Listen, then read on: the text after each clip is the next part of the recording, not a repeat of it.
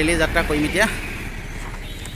1947 চনৰ 15 আগষ্টত আমাৰ ভাৰতখন স্বাধীন হৈছিল আৰু আহি ৭০ বছৰ গঢ় গৈছেহি 2023 চনত। ভাৰত মাতাৰ সন্মান জনাই কাকপথাৰ অঞ্চলৰ বিভিন্ন প্ৰান্তৰ পৰা আহি যুৱকবৃন্দসকলে বাইক ৰেলী আগবঢ়াইছে। তাৰ এটি ভিডিঅ' আপোনালোকৰ বাবে আগবঢ়াইছোঁ। ইমান চব ফৰ্ম কৰিব গ'লে মানে আকৌ বাছটো মেছেজ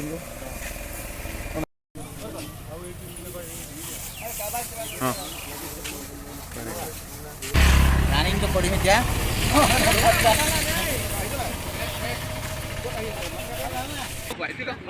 ভাৰতবৰ্ষৰ ৭৭ সংখ্যক স্বাধীনতা দিৱস উপলক্ষে ইতিমধ্যে দেশজুৰি পালন হৈ থকা আজাদী কা অমৃত মহোৎসৱৰ লগত সংগতি ৰাখি মেৰী মাটি মেৰী দেশ শীৰ্ষ অনুষ্ঠান অংশটোৰূপে দেশৰ বাবে প্ৰাণ আহুতি দিয়া বীৰ শ্বহীদসকলক স্মৰণ কৰি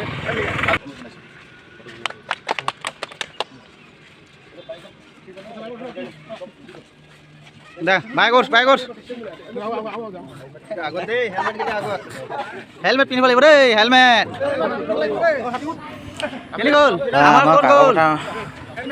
এৰিয়াটো ঘূৰিম। কাঠবস্তিৰ পৰা 1 নং তেজী, 2 নং তেজী, এদিকে বৰাচুক সীমা হৈ আমি এনেকৈ কাকপথাৰখন একপাক ঘূৰিম। যিমান পাৰোঁ যাওঁ, বৰালি হওক মাইথন যিমান চেষ্টা কৰিম যাব নোৱাৰোঁ। আৰু আজি ভাৰত মাতাক সন্মান জনাইছে। সকলোৱে বজাই ৰাখক। গতিকে আপোনালোকসকলে ভাৰত মাতাক সন্মান দিবৰ কাৰণে আজি আমি বাইক ব্যৱস্থা কৰিছোঁ। তাৰে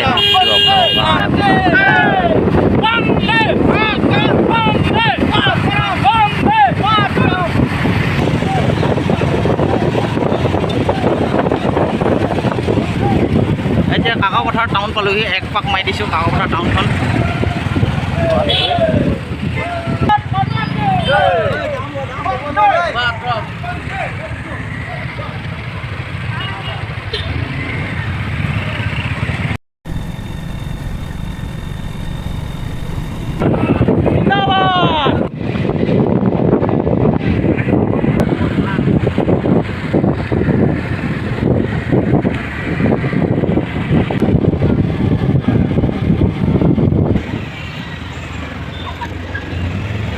আমি কাকপথাৰটো হৈ কাঠবস্তি ওলাই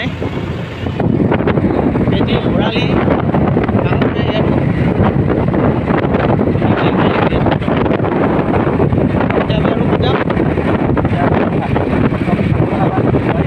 ভৰালি হৈ আমি মানে মাইথন হৈ আমাৰ কাকপথাৰ এৰিয়াটো ধৰিব লাগে।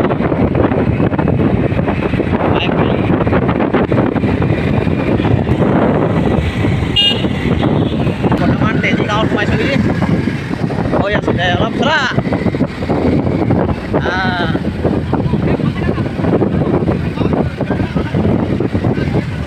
1 নং তেজী।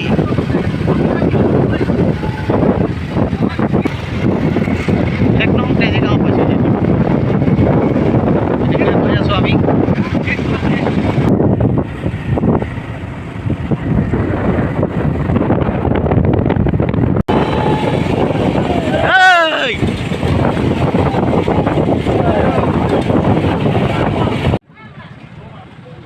সামনি পৰিলেহি কাকপথাৰ ৰাজহুৱা ফিল্ডৰ কাষত 40খন বাইক আহিছিলোঁ।